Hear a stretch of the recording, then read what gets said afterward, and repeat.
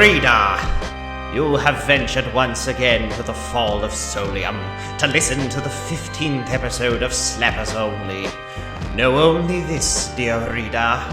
Nothing awaits you here but Max and Jordan, delivering unto you 6 Pyre slappers from the darkest depths of the downside. How was that? Was that close good. enough? That was very good. I like that quite a bit. Logan Cunningham is not on Cameo, and we don't have the money to buy him, even if he was. So that was the best I could do.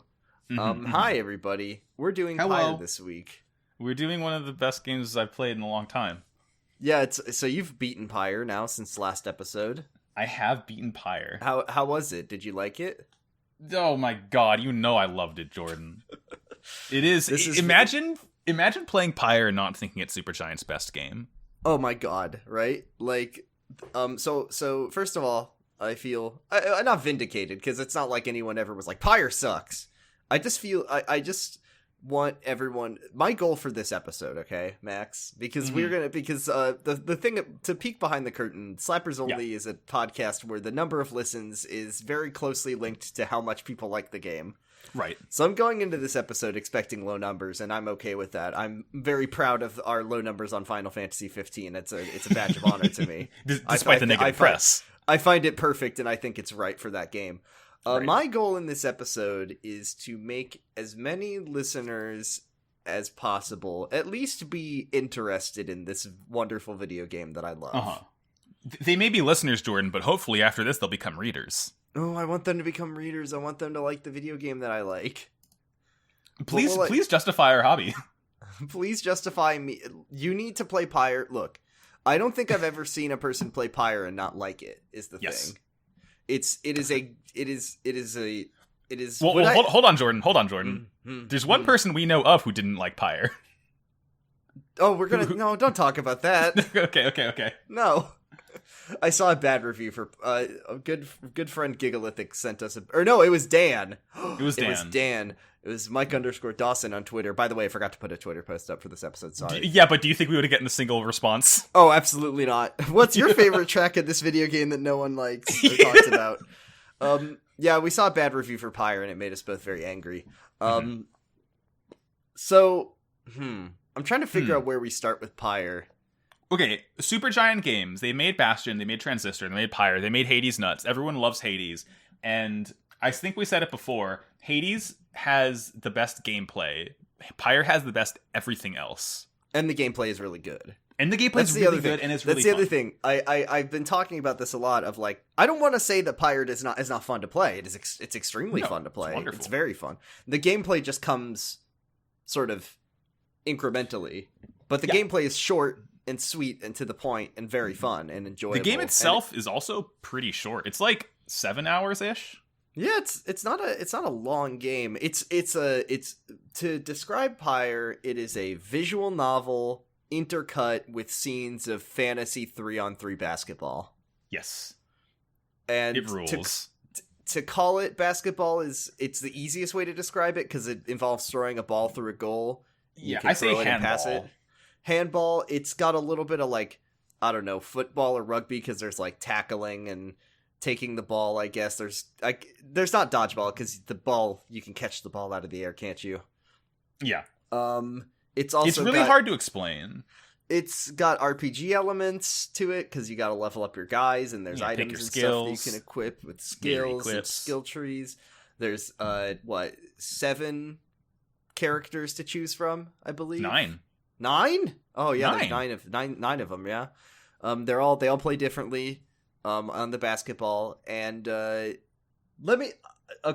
first thing I want to say about Pyre, because this is right now what we're doing is we're pitching Pyre to people. Yes. The first thing I want to say about Pyre is that I fucking love the lore. I think it's really good fantasy. It's a really interesting world. The different fantasy races that they have created are very unique. There's not like elves and dwarves and it's like dog people and there's a race of little worm guys who are all knights and like big old demons. The demons who their horns just never stop growing, so an old demon has just like horns that are just so comically big. And there's these like swamp slug people that are pretty cool. And there's tree guys. I like the tree guys. There's tree guys. There's harpies. They're great. There's regular humans too, but you know, and there's also little birds. There's also little birds, goblins, and they're really fucking good. The world of Pyre. The premise of Pyre is that it is set in a fantasy world called the Commonwealth. That's kind of dystopic, but you never really see it. You only see it in passing. You only see it in passing, and when you commit a crime in the Commonwealth, they exile you by throwing you into a really deep hole. Mm-hmm. And it takes you to a place called the Downside. And the Downside is not where you want to be. But no, not a great place. If you want to get out of the Downside, you need to participate in a liberation rite, which is you need to become a jock. You got to become good at sports. And so if you're a nerd and you don't like sports and you like playing video games, well, if you like reading, there's a place for you because that'll help you participate. But a lot of that. A lot of reading, and a lot of lore. But if you play the basketball good enough and you win the game on your team of 3, there's 3 people per team in this fantasy game. One of them gets to go home. Yeah. Forever. It's good. Forever. You lose them, but it has to be one of your 3 best people. That's so it's the other always thing. like it's like I liken it to if in a Pokemon game you had to release one of your best Pokemon after every gym battle. Yeah, it's like that Nuzlocke rule where you release a Pokemon in a gym. And like yeah, you have to. They have to be good, and I think that really balances itself in a fun way. In that you have to have them for a while, so you get to know the characters through the visual novel stuff and talk to them, and you get to usually learn why they're in the Downside, like what they did. And do you get to know the characters? You have a big payoff where you get to send them home, and it's like permadeath but good. It's like positive, feel good permadeath. It's perma-life, and it feels very bad when you have to say goodbye to them, but it's good because you're setting them free. It hurts so good. It's so fucking good. And I was just thinking today, because the other thing that I love about Pyre, besides everything about it, is the other teams, they call them triumvirates, yes, are very good, and all of them are interesting and fun, and we'll be talking about them for sure. And I was just thinking, Pyre is a game that I liked so much that I never want to play it again because I'm just like so satisfied with my experience with it. Mm-hmm. I'm just thinking about like, hey, you could lose some of those liberation rights on purpose to send some of those people home if you think they deserve it more. Maybe that's part of the story. Who could possibly say? Yeah, perhaps, maybe. I mean, I never thought to do it when I was playing, but you could have done it if you wanted to. Damn, it's a good game. Me personally, I've just simply decided never to lose a single match. That's the thing. I just think that there's some people who should probably get sent home. Maybe. Send up the big waterfall. Other things to like about Pyre, it's art style is beautiful. Art style is very fucking pretty. So colorful. The world is like you go on the world map, right? And like the first sort of like run through the game, you like make your way to the upside down waterfall.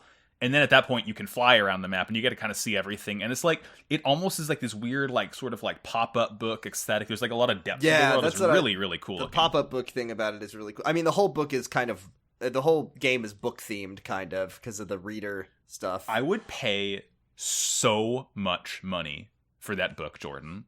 I know. I saw that there. If you don't know what we're talking about, there's a magic book that has all the lore in it and also some other stuff in it that is interesting. Mm-hmm. And we did see someone made them a Supergiant, like a recreation replica of the book, but it is not for sale. It is a very cool looking book. Oh, also in the Commonwealth, reading is illegal, and that's why you're in jail. It's because you read a book, and that's a crime. It's like the reverse bimbofication reading the book meme, but you go to jail at the end. Reverse bimbofication book with the Pyre protagonist who you don't see. Readerification. Other things about Pyre that are really cool. The whole game is voice acted in a constructed imaginary language that's really interesting. Mm-hmm. Except for some characters who speak English, like when they sing. Or there's Logan Cunningham. He's in all of the Super Cunningham. Giants. He narrates the matches. He's like the match announcer, and he's so mad at you all the time. He is so fucking salty because he doesn't like that you win. Because he doesn't like that you're good at Pyre, and he talks in a fucking Scooby Doo villain voice where he goes, Rita, so much. I'll get your ass, reader. I hate you. Reader, it appears you faked the funk on that nasty dunk. Am I giving you botherations, reader? It's so fucking good. God, it's my favorite. It's my favorite Logan Cunningham Supergiant game voice for sure. It's very much like not what you'd expect from him. Like, yeah, you expect him to be like the deep voice, like smooth narrator, not like this insane like Pope in heaven who's screaming at you all the time. Oh, and did I mention the game has fucking great music? I think I forgot. Why could we be talking about that today, Jordan? Why would we? Yeah, we don't usually talk about music, but I wanted to talk about music today, Max. As a treat. So, Pyre has some. So, Pyre is composed by Darren Korb, who does all the Supergiant games music. He's also apparently the Supergiant Hades speedrun champion, which is really funny.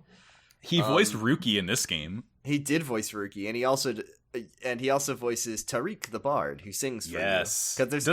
Ashley Barrett does Celeste, right? Yeah. Yeah, I don't know who else would have. I don't even know why I asked. Yeah. Very good question. Yeah, there's also in your party, there's like 9 people plus the main protagonist, and then also there's a guy who's just the Supergiant games always have a character that Darren Korb plays so that he can sing a song at you.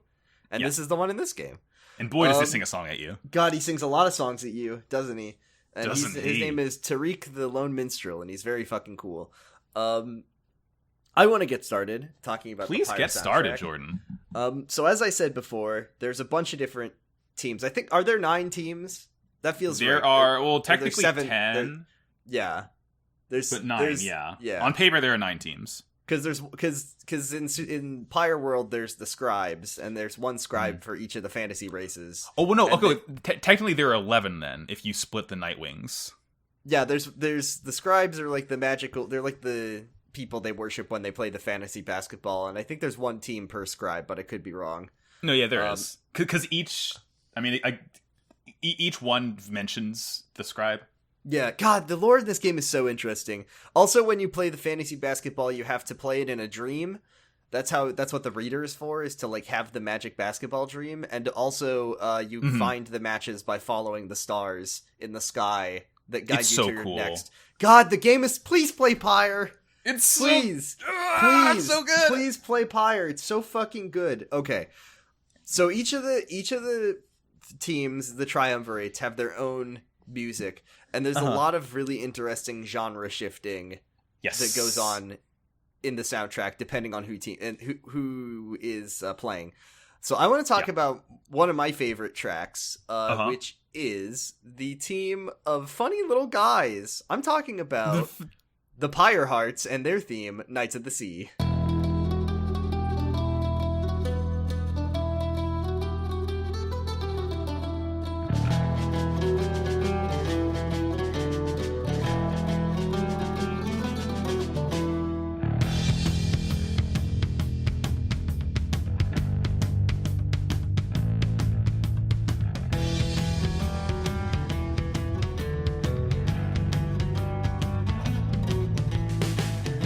Yes, it's what's Ailstorm?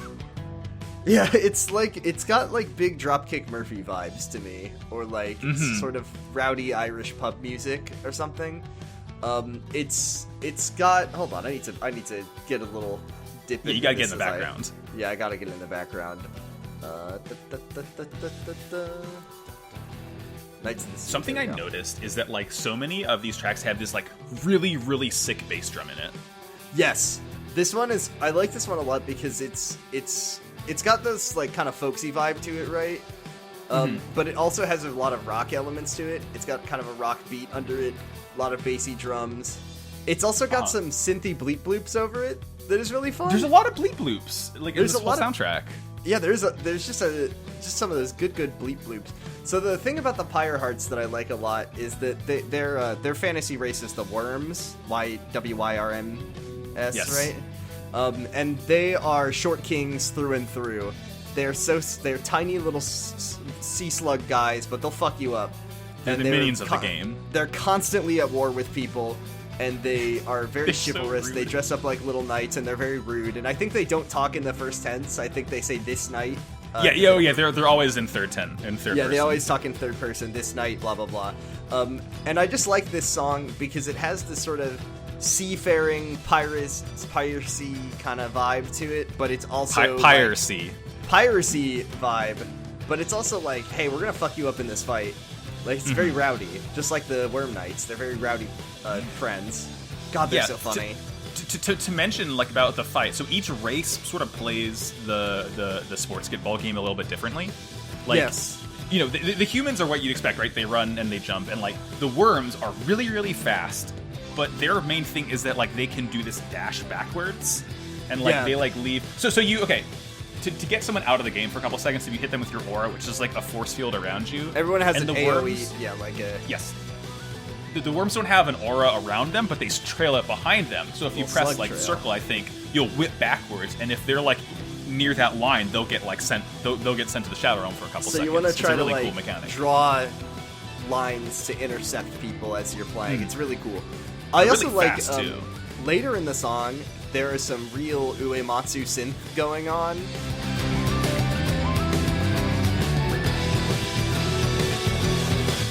I know exactly what you're talking about. It sounds like a Final Fantasy VII like boss theme. It really does. It might honestly be intentional. It's so good. Oh god, I love this song. It's just so fun. It really makes me smile. It's definitely like if I'm listening to a track just from this, which I am known to do from time to time, I'll put this one on just because I think it's very fun and energetic. Yeah, good shit, Jordan. But that's just my appetizer. That's just your appetizer. We got some more heavy hitters to come. Well, Jordan, if you're going to start out by talking about a theme of a triumvirate, then I might as well also start out by talking about a theme of a triumvirate. Ooh, hit me with it. Now, you said you like fun and energetic. Mm-hmm. So up until the point when you hear this theme, the music of the game is like... It's kind of what you'd expect from, like, sort of being wandering in this weird, like, sort of hell, it's not really... kind of folksy. Like, a lot of, like, mandolin you hear, a lot of just, like, it's very, like, somber and calming. And then you meet a funny little puppy. Oh my god, the funny little puppies are so good. Now, you have a little funny little puppy on your own team. His name is Ruki Greentail. He has a mustache at the beginning of the game, and I'm telling you, when you play Pyre, not if when you play Pyre... It goes on sale sometimes. Let Ruki keep his mustache. I'm speaking directly into your ear right now. If you tell Ruki to shave your mustache, I will know and I will find you. I will find you, and we will have some words. I will shave your mustache. Tell me about the funny puppies. They're called curs. So fantasy race. So Ruki's a very nice, polite puppy. Yeah, but what if you met He's a little rude, but what if you met the rudest, meanest puppy imaginable? There's some rude, mean puppy. Now, I'm of course talking about the Triumvirate of the Dissidents and their theme, Thrash Pack.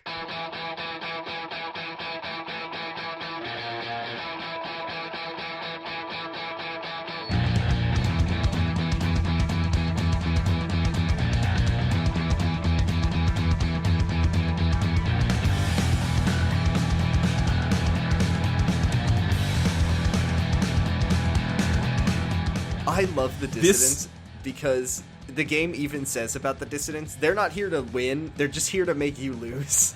They're here to cause problems on purpose. They really are here to cause problems on purpose, and it's so out of place in this world, this song, but it's also so perfectly fits their vibe. They're just rowdy boys.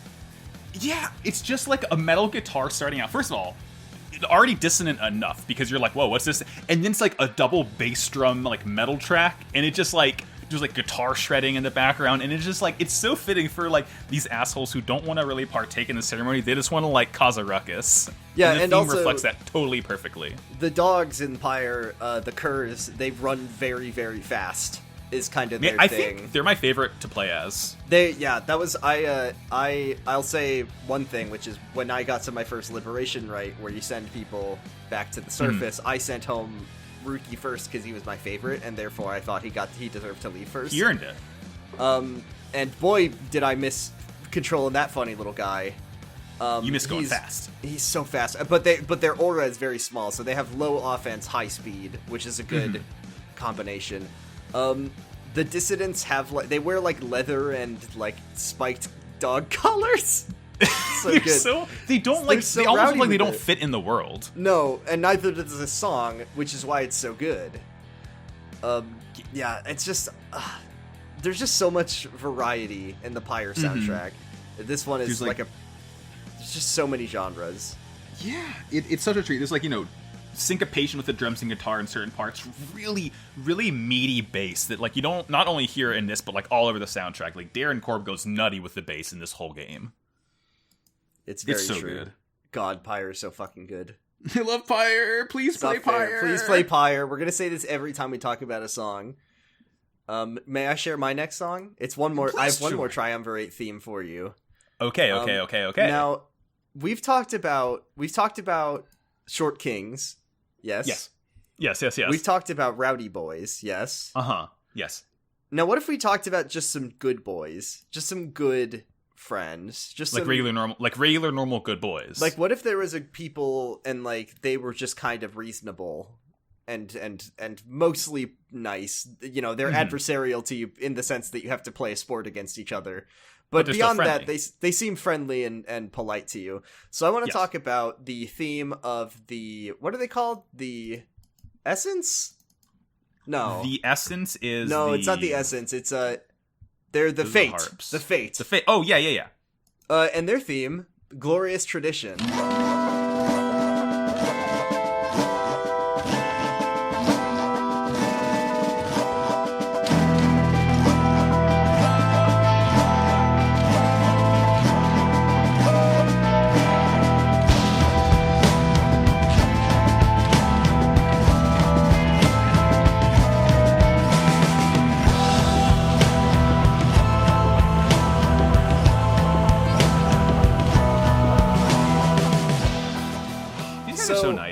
They're so nice. So here's the thing about this. There is an instrument that is featured a couple times in this game, and it's one of my favorite instruments. It's the auto harp. If you've ever seen or played one of those, they're very fun. There's a great sort of twangy, almost percussiveness to the sound of an auto harp being stricken. Yes. Twanged. It shows up in one other song that I might be talking about today.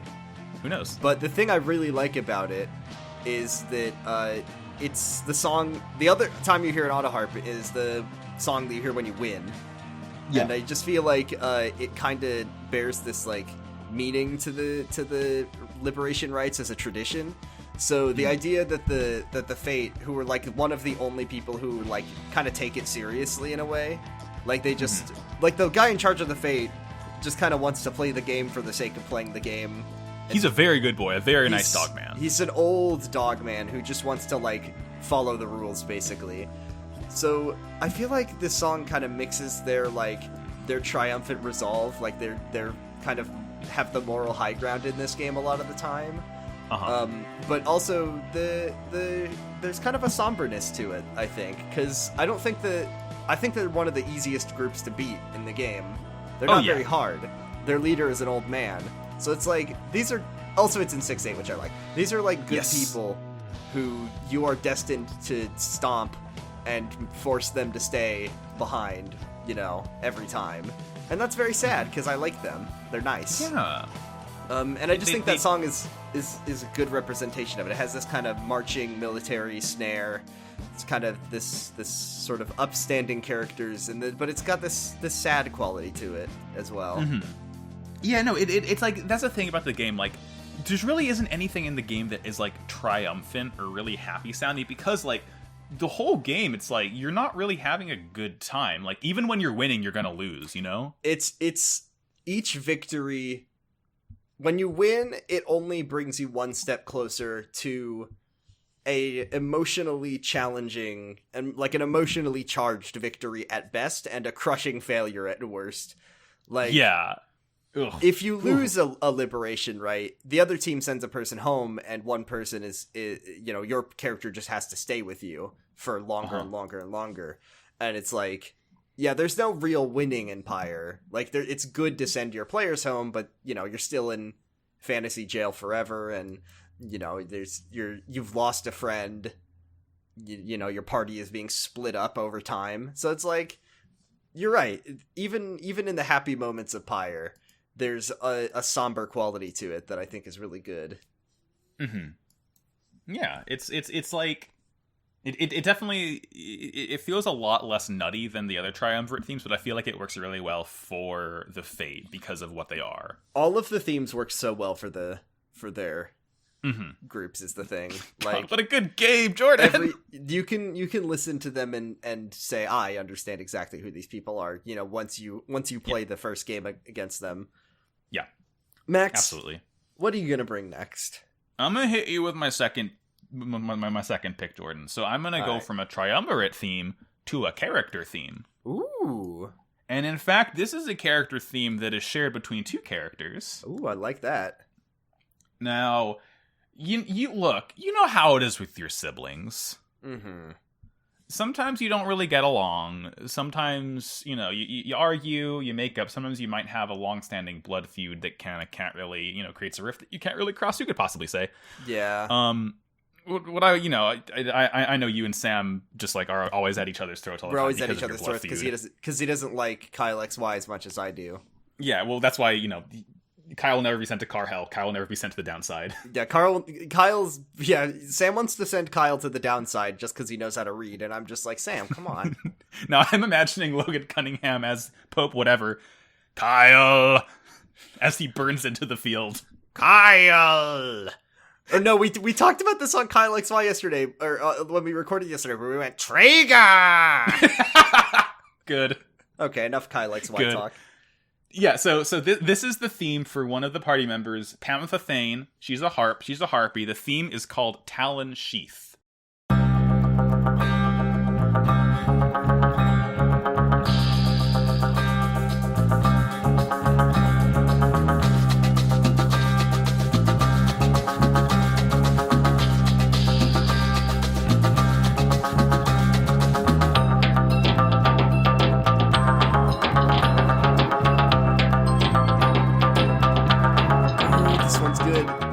This one stuck me so good.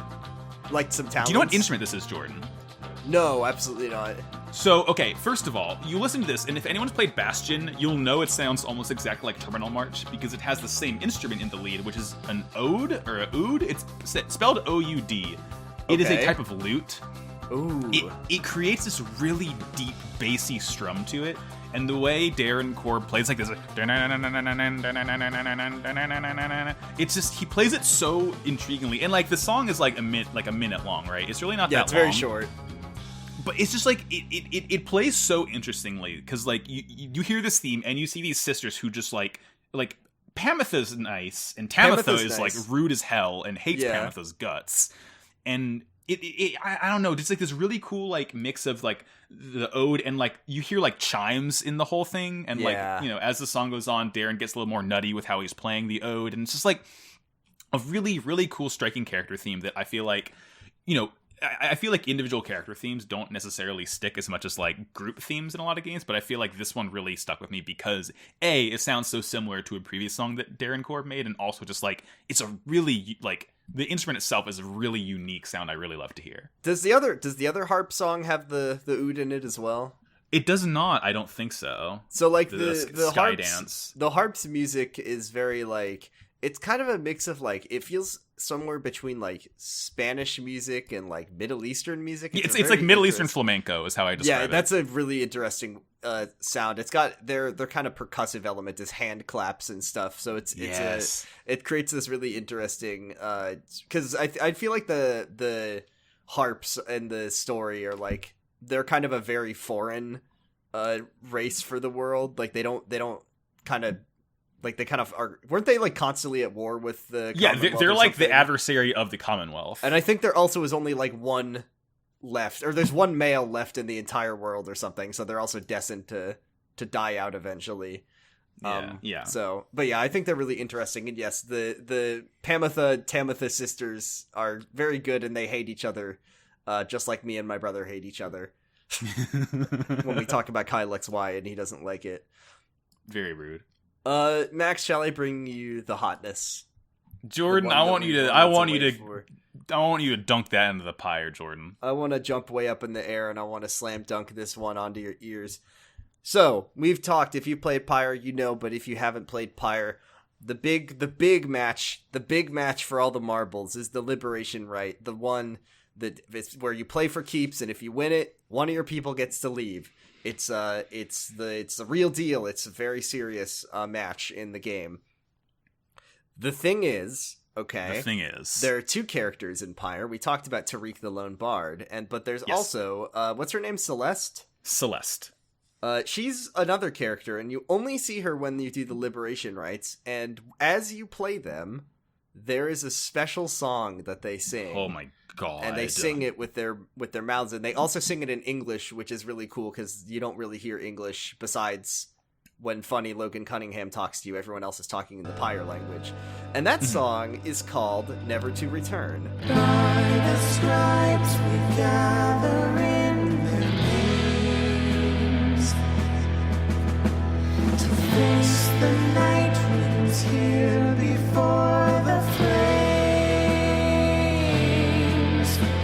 a common foe for all to prove their claim, prevail for freedom or to fail in shame. I'm hitting the biggest same slap button in the world. Now, there are lots of things to talk about with this song, and I'm just going to try to take them in order. First of all, the song itself is very cool. It's just a very good song. Sad. Mm-hmm. Oh my god, it's so sad to hear. I know. The whole thing about the liberation rites is that they're very emotional. It's kind of has the idea of like their bard songs, right? Like these 2 people are singing these kind of ancient hymns, I think is the idea of the actual lore of this song. But several things. Number 1, the lyrics change depending on who you're playing. So each team has their own theme and their own lyrics that tell you kind of what they're about, which, I mean, that fucking rules. And that kind of falls into our favorite thing of boss fights with lyrics. Yes, if you think about it, lyrics about the boss, specifically. But the coolest thing about Never to Return is that the other team's theme begins to play in the song, like their instrumental sort of ideas become intertwined with Never to Return when they have the ball. So you're the boss. They're not the boss. You are the boss. You're the adversary to them. Yeah, you're the one that they have to beat to leave. And if that's kind of a story beat, is like you're the boss, and they're trying to beat you. But listen, if you're good at Pyre like Max and I are, there's no chance. You'll never lose. It's simply your choice to win. So I wanted to talk specifically about, let's think, who God, I just tried to think of who has like okay, let's just talk about the dissonance, the what's it called, thrash attack. Oh, I have it written down already. Oh, I mean, see the thing here. We'll read it, but I just need like everyone to know that over this song, and I'll probably fade it in, when the dissonants get the ball, their metal guitars. You hear that guitar.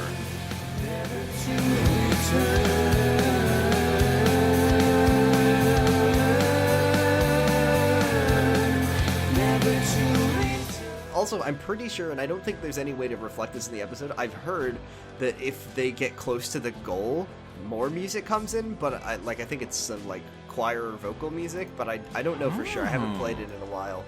But yeah. Let's see. Well, actually, I don't know if there's a point to read the lyrics, because it's not really as appreciative if you don't know like how the song goes. That's true. No, yeah. This is very much a game where you, like it sounds hostile to the listener, to the player, but it's a game you have to earn the right to hear the lyrics almost. Yeah, I mean, you gotta like. I didn't even notice that the lyrics were changing until like 3 liberation rites in, and I was like, wait a minute, this isn't this. The song is slightly different, and then I listened close, and I was like, oh my fucking god, they're singing about the other team, aren't they? And then you yelled and screamed. Yeah, I chucked a baseball at my monitor, just like I chucked the orb into the goal. Yeah. Yeah, Never to Return is just fucking cool. Like, it's just hard to really even put into words how good it is. I love the fact that Darren Korb and Ashley Barrett are like doing this really cool duet that is reflected by the characters in the game that they portray.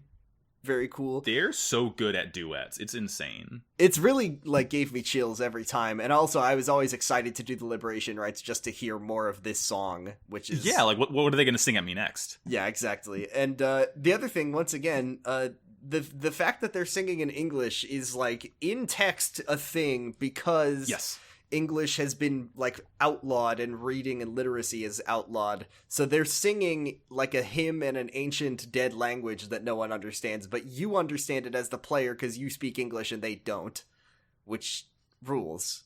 Pyre's so fucking good. It's such a good game. Oh my god. What do you got next, Max? Okay, all right.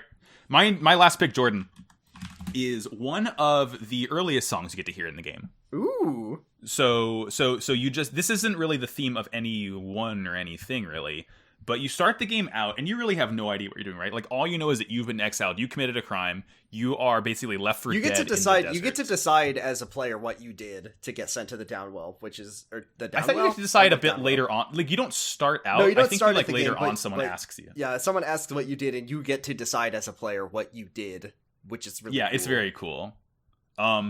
But you know, I did accidentally call it the Downwell, by the way. The Downwell, it's okay. I keep on calling it the Upside Down in my head because I forget what it's called, the Underside or whatever. The 2-button roguelike that is really fun. That game's good. It's a Downwell good game. Play Downwell. Play Pyre first. Please play Pyre first, please. But when you're basically left for dead, you know, in this like shitty like hell desert thing, you meet a couple of friends.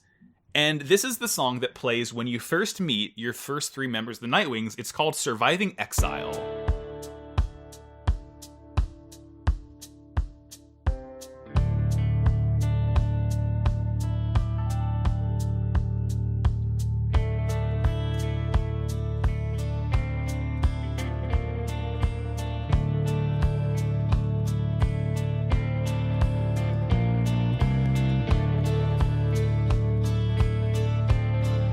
This is basically like the prologue theme. And this is like, I feel, what you'd expect the entire game to sound like. And I know bringing it last is a little bit of a weird choice, but like, it's just like very simple, like, you know, bass drum pounding, guitars coming in, like really meaty bass strings. You got like, you know, cool like twangs coming in and out. And it's just like, it kind of like a jaunty, mysterious theme of like starting your journey, learning about this world, and like, you know, meeting these new friends of yours. I really like it. It's a nice calming intro. It does kind of set you up for something that the game is extremely not, which when I played it the first time this year, I will admit that I was not expecting the game to sort of go in the places it went. Oh yeah, absolutely not. I mean, musically or otherwise, like, the game really kind of lets your guard down at first when you kind of get this, you know, you don't really see all the texture in the fantasy world. You don't really see all the kinds of characters that you're going to meet. This is the kind of, I mean, this is like some Bastion music to me, is what it sounds a lot like. A little bit of Bastion, maybe even not so much Transistor now that I'm thinking about it, but this is it seems very like if you like this kind of music, you'll like basically everything that Darren Korb writes. Yes, it's a very Darren Korb track. That's exactly, yeah. I used to own, well, I guess I still do own the Bastion soundtrack. When I was in high school, I listened to it a lot, so it's very familiar, isn't it? And I feel like the game sets you up to be like, hey, not all the music is going to be like this. There's going to be some fucking guitars in here that are going to really, and there's some other things that we didn't even talk about that are, oh my god, so wild. Oh my god.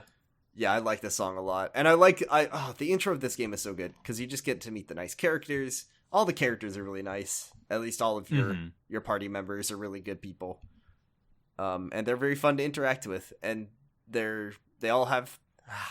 It's just so hard to talk about this game. I just want everyone to go play it. I know. Who's your favorite party member, Jordan? It's probably either Rookie or Gilman. You know, it's got to be Gilman for me. I love that little guy. Gilman. The fact that they made this funny little worm guy with a big Mike Wazowski eye, and he's such a minion. And he like made me get a little choked up a bit when I finally got to liberate him. Is very good. This game is very powerful. It has a good ability to make you feel things. Look, I always say this, listeners. If a game can make me cry, it's a good game. Pyre is a good game. Pyre's a good game. We didn't talk about it, but the song in the credits of this game, which by the way, play Pyre, beat the game. We're not going to breathe a word about. If you look up the song of the credits, oh my god, you don't get the full experience. I will dunk you like a basketball. It's once again, you gotta earn it.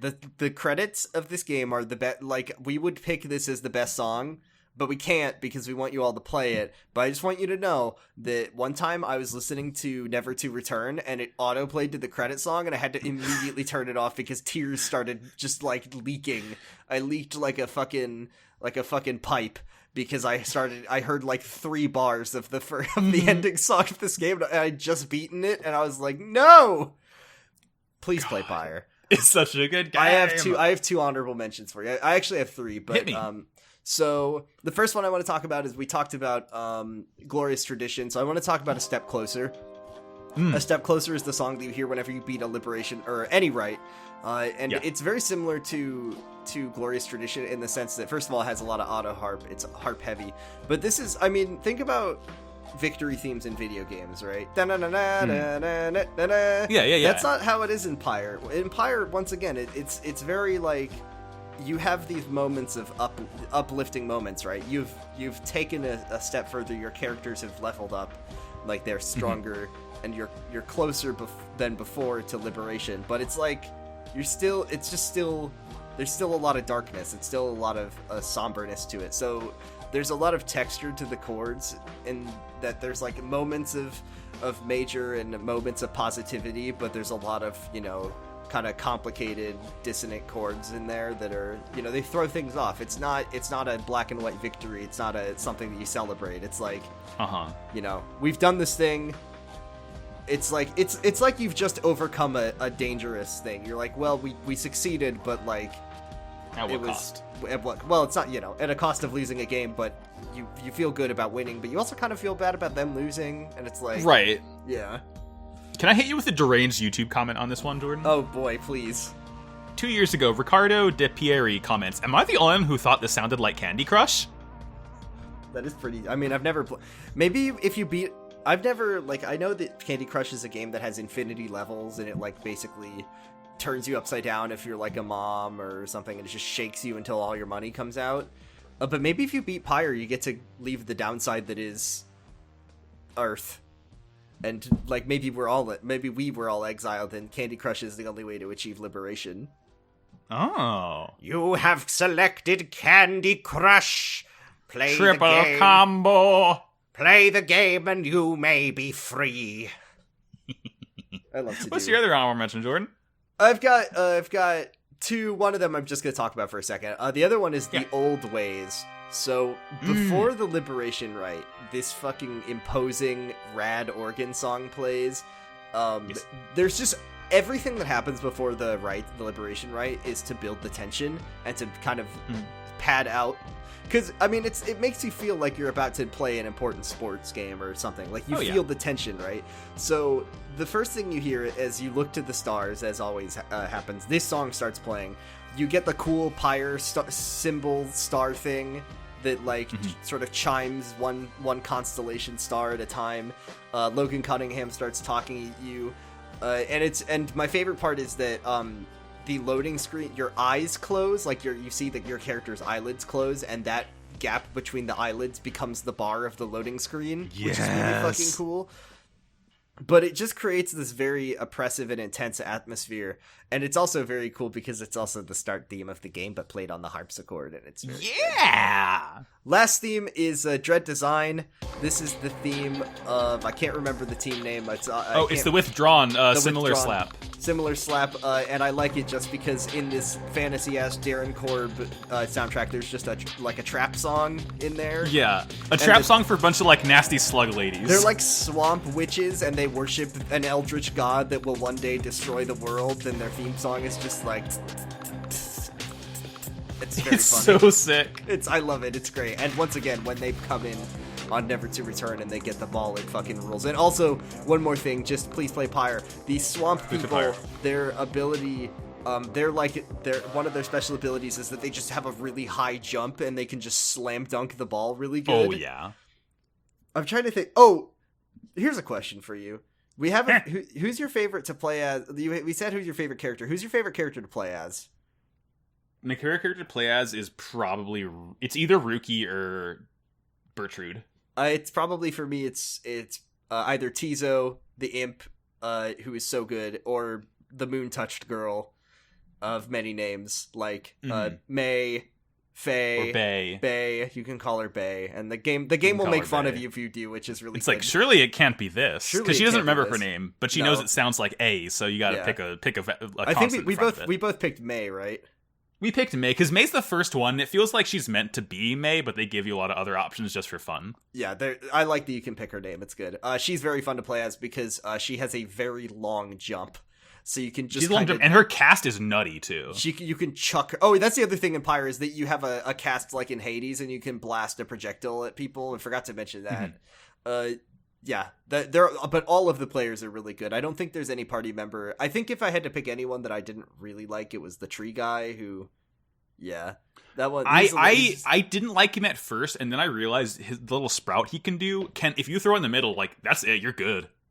I love Tizo the Imp is so fun because he flies around in like a zigzag pattern, and if you get the ball as Tizo immediately, you can just fly him into the goal, no questions asked. Oh, by the way, one more thing. When you score a goal in Pyre, that character you scored a goal at sits out the next round, so you have to play 2 versus 3, which is a really, really fun way to balance the game in that way. It makes it so much hard. Unless you have, there's some equip items that give you a chance to return after you do a nasty dunk. Oh, I don't do that. That makes the game. No, I don't fuck with that. I like the challenge of it. Do you have any? Makes it more fun. Do you have any honorable mentions? Yeah, I was gonna bring Dread Design as one of mine. You got that. Thank you for that. I'm gonna hit you honorable mention a song called Morning Song. Ooh. So this one, if you go to the sound menu and like you set your sound levels, you'll hear this. It is literally no music. It is purely a duet with Darren Korb and Ashley Barrett, which is, Tariq and Celeste singing together. Yeah. And it's basically like, we're going to play you a very nice song. All it is voices, so you can see how your sound settings sound when you play this. You do hear it in the game. You hear it, I think, before you start the second to last Liberation, right? I think so. Like, at some point, they're like, yeah, let's sing before this starts. And you get to hear this, like, really sad, really somber, really intense song. Because, again, there's no music. It is literally 2 human voices, and that is all you call hear. It a cappella, just like funny pentatonics.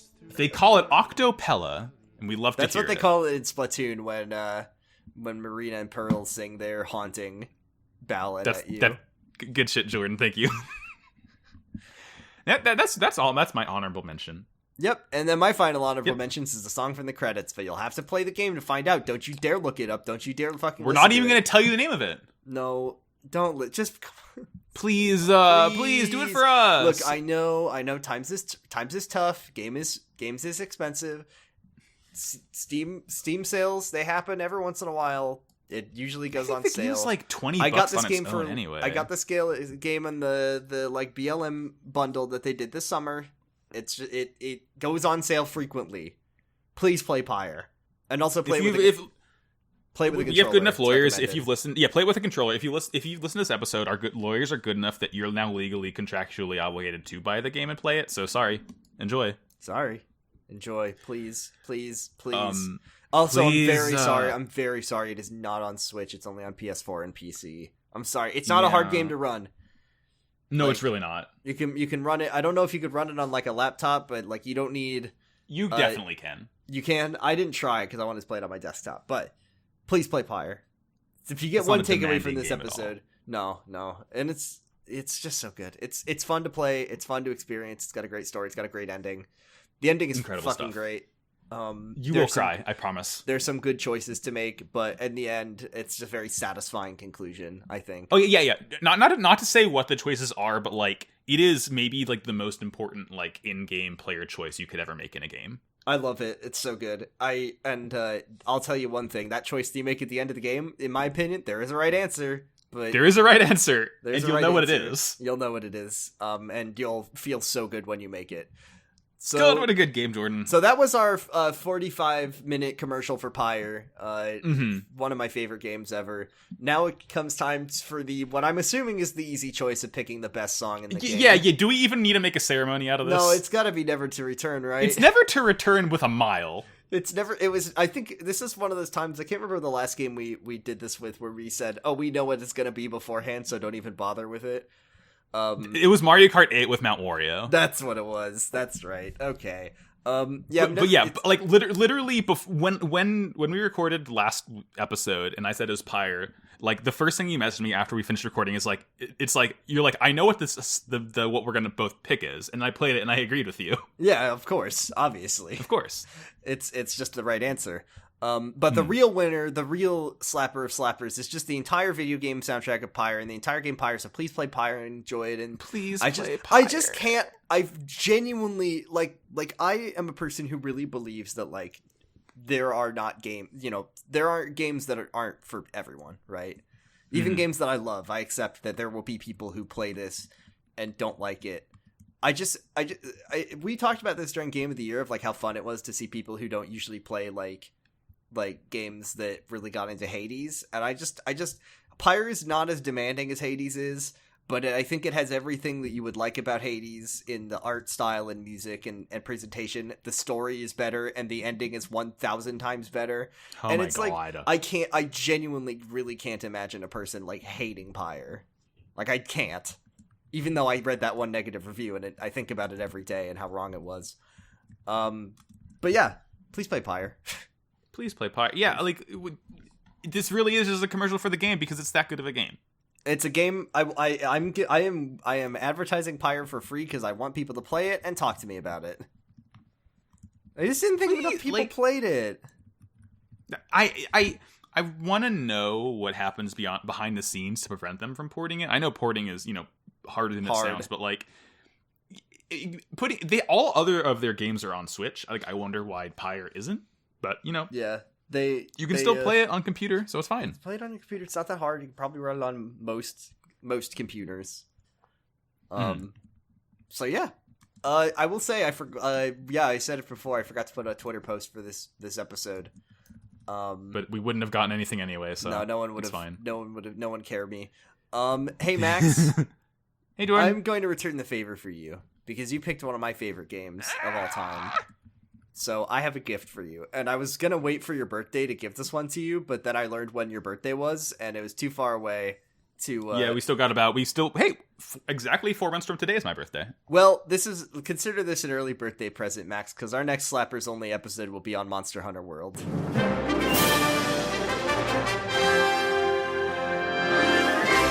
Oh, Jordan!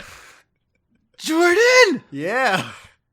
Oh, Jordan, thank you! Yeah, this is my gift to you. I've been playing a lot of Monster Hunter Rise demo. We didn't talk it. Last episode was before the demo came out, so we've both been playing it. So we had a short episode this week. Let's talk a little bit about Monster Hunter Rise while we're here. Maybe. Oh my God! While we're here, we're fucking here. What a good video game demo. That's the thing. There's a meme I saw online. It's like, "Don't fuck with us, Monster Hunter fans. We'll put 1,000 hours into a demo." It's true. Every day I sit down at the Switch, I'm like, what do I want to play? Do I want to play Pikmin, which I've been playing Pikmin 3, or do I want to play just like a hunt or two of Monster Hunter? I still haven't beat Mizutsune. That's not happened yet. They made it harder is the thing. So, the mode where it gets all bubbly and like slides around so much more? That's brand new. That still kicks my ass. Have you how many times have you dropped it? Like 5? 5? Damn. How many times how many times have you soloed Mizutsune? 5? 5? Okay. 5. Yeah. I've had really good luck with the lance with Mizutsune, because you can just get up in there. You can get up in there. The bubbles don't go through the shield of the lance, which this will interest you quite a bit. Okay. When Mizutsune was introduced in Generations, there was another monster called a Hermitar, which is a big old crabby crab. And they added that would give you bubbles if you fought the deviant version of it, I believe. Mm-hmm. And the armor, one of the armor skills that armor set gave you, first of all, it looked like a football player armor. It's really cool. Love that. It made bubbles so that it never advances past the first stage. So you would always get the agility and evasion buff from level 1 bubbles, and then you could never get slippery from it. It was so sick. That's pretty cool. I just haven't figured out how to dodge her Godzilla breath. Her Godzilla laser beam. That, like, Tokyo Drift ass where she just slides and, like, the beam just goes horizontal across the entire arena is so nasty. It's so wild with it. I feel like if I was using Insect Glaive like I normally do, I wouldn't even have to think about it for a second. But Oh, hey, it's good Insect Glaive in Rise is so sick. It's good that sometimes your bubbles heal you. That's nice. I like that. Yeah, little green bubbies. Little green ones. So also more Monster Hunter lore for you, Jordan. Mm-hmm. Since this has just become a Monster Hunter podcast for a second, just because I think for an episode and a half. We deserve it. So in Generations also, Mizutsune was one of the 4 flagships of that game because that was meant to be like, Generations. There were 4 Monster Hunter Generations at that point. Mizutsune is the Gen 3 flagship, and I don't know if you're aware of Glavenus, this big old it's like he's like a huge sword tail T-Rex. Ooh. He's the 4th gen flagship, and they put him in the Monster Hunter World expansion, Iceborne. But there's 2 others that. So they put Glavenus in the game. They put Mizutsune in the game, and I really hope. Cool monster. Look at that monster. Yeah, dude. And there's 2 others in the Fated 4, Astalos and Gamoth. Astalos is imagine an electric dragonfly wyvern. Is what Astalos is. Oh my god, it looks cool. It is such a fun fight. And look up Gamoth, like Gammoth is the other one. She is so fun to fight too. Just like a gigantic elephant who will stomp you, chuck snowballs at you, whip you with that gigantic trunk and the tusks. I did love that other Monster Hunter meme that I just saw that was just like Monster Hunter fans say, "Look at this monster, I love them," and then kill them. And then kill them. Yeah, I'm like salivating thinking of what monsters they could add into Rise, just because there's so many that they could do. I just feel like we had to get it out of the way since we're going to be talking about World next week. Yeah. Now, I will, because it's your birthday present for me. I don't know why I keep saying it's your birthday present. It's not your birthday. You can do Iceborne monsters, but I probably won't because I haven't played Iceborne. Unfortunately, I couldn't shell out the bucks. That's for fine. it. I mean, I feel like I'll try and stick to just World because there's enough there already. There's so much in that game. That game was really so big. You get your $60 worth. Like you know how Shrieking Shack talks about big movies. Mm-hmm. Monster Hunter is a big game. It's a big game, like Schenectady, New York. Can I tell you, Jordan? The lowest amount of hours I put into a Monster Hunter game is around 300. God, how much do you think you played the demo so far? I don't even think. I feel like there's. I don't know if you're the most diehard Monster Hunter fan in the world. Oh, absolutely. I'm not. Yeah, I feel like you're. I feel like I'm in like most casual level of Monster Hunter fan. I never even got to master rank in World. You're like a good like a normal Monster Hunter fan, and then there's the diehards who only play Monster Hunter. Yeah, and don't know that other games have they heard that other games exist is my question. No, I put probably around 10-15 hours or so into the demo. What a good demo. Still quite a bit. Have you run out of things? Have you run out of the hunts? A couple times. I just delete it and just start over. Oh, okay. Didn't know you could do that.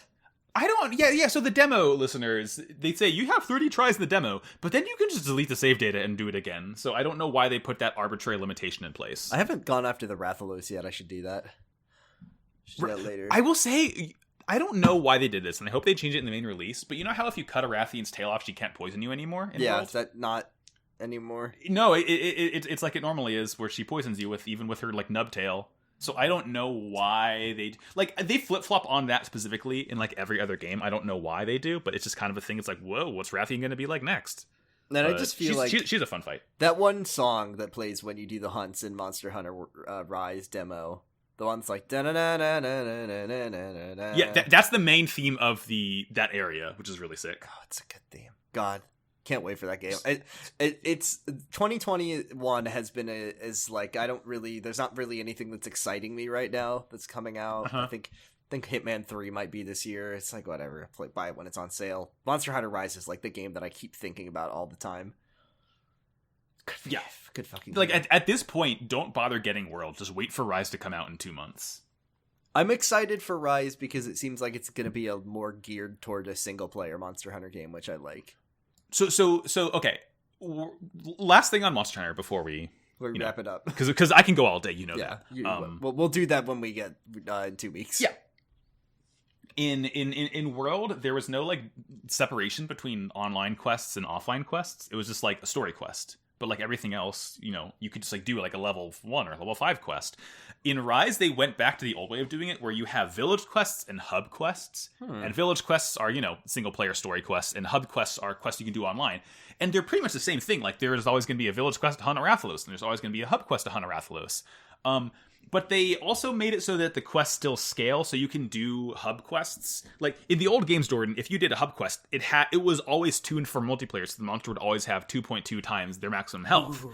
It would just be longer. So you could solo everything, but it still took longer. So now they made it so that, you can do online-only progression or single-player-only progression. But now they made it so that it's easier to do online progression as a single player, because there's always, like, a level, like, the hub quests go a level higher than Village. Like, Village will end in Rise at low rank, but hub will go up to high rank. Oh, okay. Which is interesting. That's interesting. Well, I don't know. They might have changed that because of the way, they made it more story-focused, and this one looks story-focused as well, but, only time will tell. We have 2 months to go, so I'm patiently twiddling my thumbs in anticipation. Do you think that they're going to release a second part to the demo? They are. Jordan, I know this in my heart of hearts, because every demo always lets you fight the main flagship, and there's always 3 levels to the demo: easy, medium, and hard. And they only did an easy and a medium fight in this. So there's gonna be a hard demo where you fight Magnum Mallow. I am sure of this. If Mizutsune is intermediate, then what the fuck is hard? Yeah, welcome to Monster Hunter, homie. Yeah, right. Like I played Rot World and I could barely beat Diabolos, and that was like, this surely. Oh well, Diabolos is always going to be hard as hell. I hate that thing. The thing is so fucking hard. But Lance will take care of it. That's what I'm saying. That's true. I'm not saying this. You get right up in that ass. Okay. No more. That's it. That was Rise. That was Monster Hunter Rise out of the way. That was Monster Hunter Minute. Have you seen the movie yet? No. So I thought it was. It's still in theaters. I thought it was like. Why did it? Come on.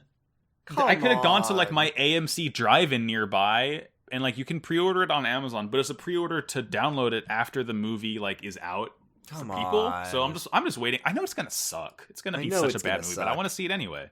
I know. They put the spider in it. I love the spider. You like it because you like to suffer, but I can't believe that, like, do you want to get sick in a movie theater to see a shitty Monster Hunter movie that you're gonna hate? The biggest hunt of your life will be against COVID-19. Yep, pretty much. All right. So that was a very wild up and down episode that we just had. We talked about Pyre, we talked about Monster Hunter, we talked about COVID-19. Those are the 3 things that defined 2021 so far. The epic highs and lows of podcasting. Yeah, pretty much. Let's wrap things up. Thank you all very much for listening to another episode of Slappers Only. You can find all of our episodes at Slappers Only Pod, and you can find us on Twitter at Slappers Only Pod. It's great, very easy to remember. You can find me on Twitter at Bradipus Rex. You can find my other 2 podcasts. The first one is called Kamurocho Radio. It's about Yakuza, and we just did an episode out today at time of recording where we played my Villains Wiki game that I created. And then you can listen to my other podcast called Kyle XY, and it's about Kyle XY, and it's very fun. I'm gonna be on that one soon. Yeah, you're on next week. Can't wait. I'm Max. You can find me Twitter at MaxyBajillion. I got some other shows. I have Pot of Greed, which is a Yu-Gi-Oh podcast. You can go to Pot of Greed Pot of Greed Cast on Twitter. And my other show, Wow Cool Robot, is a show about Gundam, and that is on Wow Cool Podcast on Twitter. Wow, cool podcast. Wow. And these shows that we all just listed off, and many, many more, can be found. And ours. Noisepace.xyz, made by our good friend Matt, who is a living, breathing Nintendo GameCube. Jordan, what shows are there on the network? Live Fui Twi Hod. Waddish.